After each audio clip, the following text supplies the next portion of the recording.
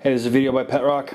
I'm working on a friend of a friend's 2003 Ford Escort ZX2. No idea what size the motor is, probably 2.0, small. Anyway, I'm in the middle of rebuilding the brake calipers, and in the process I figured I'd also bleed the brakes and flush the brake system because the brake fluid is pretty old and nasty. So don't mind the fact that the brake is kind of already taken apart. I'm waiting for new guide pins to go in here because the old ones were all rusty. And there's my cat.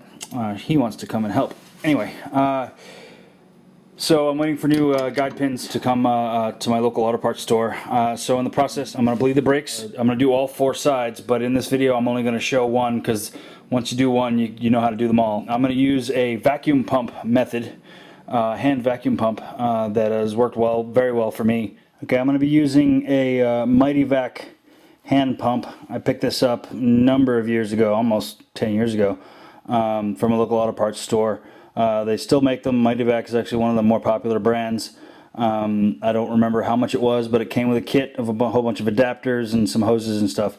Okay, first thing you want to do, even before taking off any brake components, is you want to find and clean off the brake fluid reservoir. The reason being is you don't want to, when you open up the cap, you don't want any dirt that's around the cap getting into the brake system. It's just a headache and you just don't want to deal with it. So just, if you clean it off first, you avoid any problems.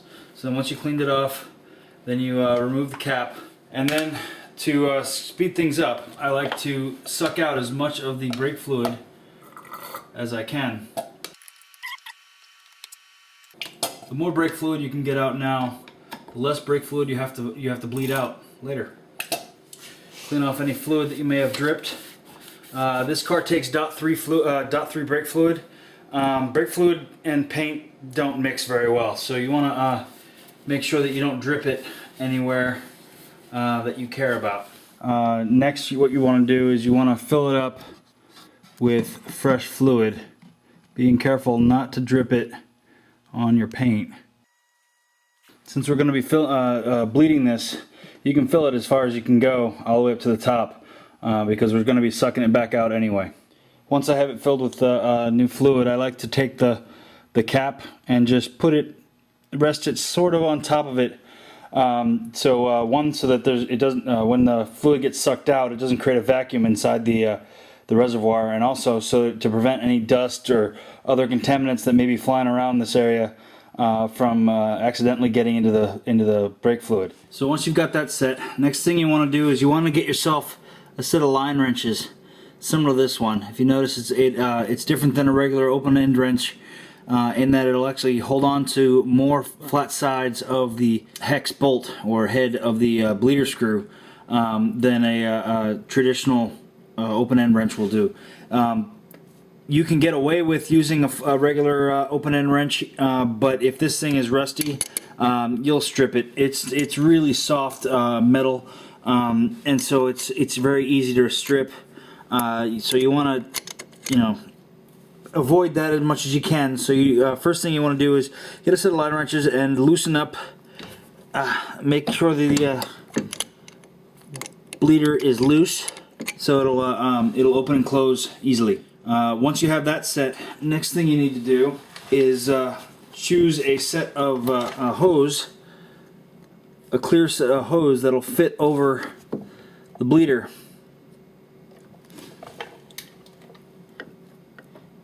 Nice and snug. You want to have it as airtight as possible, so that as you're bleeding, because there's going to be a vacuum on this hose, and once you start the vacuum, you don't want air coming in through the connection there.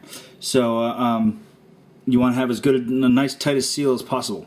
This one I got a set of nylon hose I picked up from another local auto parts store. You can pick it up for like a couple cents per foot. You want the clear kind so you can see the fluid transferring through. Anyway, so you set up however many adapters you need. In this case, I need one adapter to go from the small diameter hose to the larger diameter hose, then to this reservoir that comes with the kit, and then this hose that's going to ultimately go to the pump. So that's basically the setup. There's not really much else to it. So then I get a small, in this case 8mm wrench, set it on the bleeder, and then I pump it up to about anywhere from 10 to 15 psi. If it doesn't hold, that means you've got an air leak somewhere in your lines. Once you do that, then you crack the bleeder. So if you notice, there's mostly air and fluid coming out. This could either be a whole ton of air in the lines, or it could be air coming in through either right by the junction where the bleeder is, or through where the hose is connected. So what I'm going to do is I'm going to cut off the flow, and then watch it. Keep the pressure going. And if you notice, it's regular intervals, which means that the air is probably coming from the where the hose is connecting to the bleeder. So to seal up the air pocket, I like to get a little glob of grease, just any grease will do, and smear it at the joints and around the base of the bleeder screw. The base of the bleeder screw is to where is the most common location for air to get in. So what will happen is this grease will, while messy, it will basically create a seal around it, not allowing air to get in. Right there.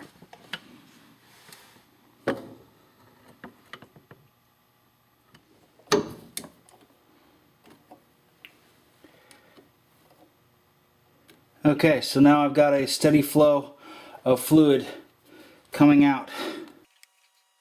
So basically you just try to keep the PSIs up above 10. You keep on doing this and filling up the reservoir, making sure to keep an eye on it so it doesn't overfill. It is kind of small. And just keep doing this until you see fresh fluid like that coming through. Once you see fresh fluid, then you can close off the bleeder screw. You can then remove your hose, making sure that the pressure is still applied, so that when you remove this, all the fluid that's in the line is going to get sucked in like that, rather than spilling out onto your driveway. So once you have that done, then you can suck the rest of the fluid through by pumping the vacuum pump a few more times, and that caliper is done. From between this caliper and the BrakeMaster cylinder, it only took that much fluid to drain out the old fluid and get the new fluid in the lines. So now that this side's done, you clean off the bleeder valve and then move on to the next one, following the same procedure all the way around. You just keep an eye on the master cylinder. Do not let it run dry, because if you let it run dry, you're going to be putting air into the system, and then you're going to have to keep bleeding for longer and longer and longer. The key to this whole thing is to seal up the end by the bleeder valve with the grease if you need to, so no air gets in through that little through that connection, giving you a false negative, I should say, of the state of the fluid. You don't want it to trick you into thinking that you have air in your lines. Anyway, so now that the fluid is nice and clean, I'm going to clean up and move on to the next one. This has been another video by Pet Rock.